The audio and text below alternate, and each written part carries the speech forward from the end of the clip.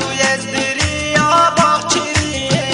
و یا دا مردم یا قومی مسکن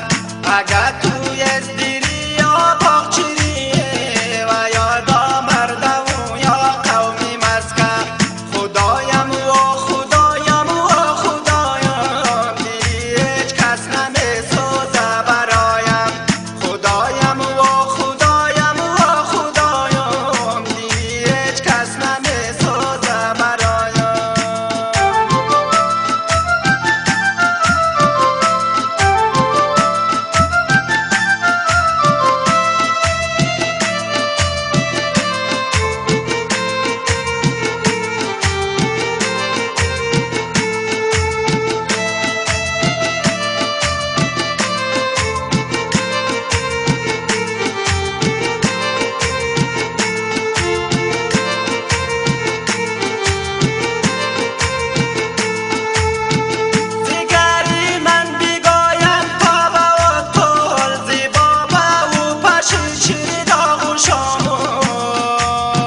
نکنه تبلیغی قومی را هر جا هم از یک باغ و یک شاخه گل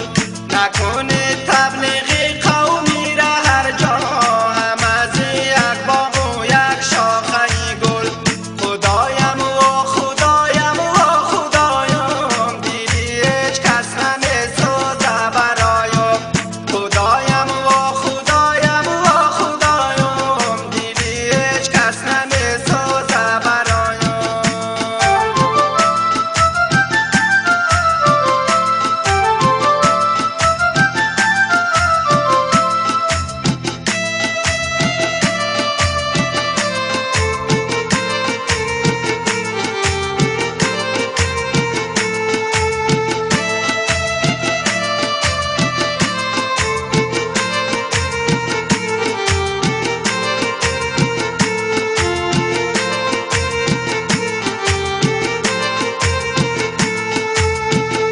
اگر جوان و یا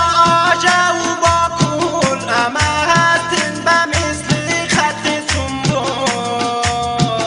و سنبول خوب نگاه کن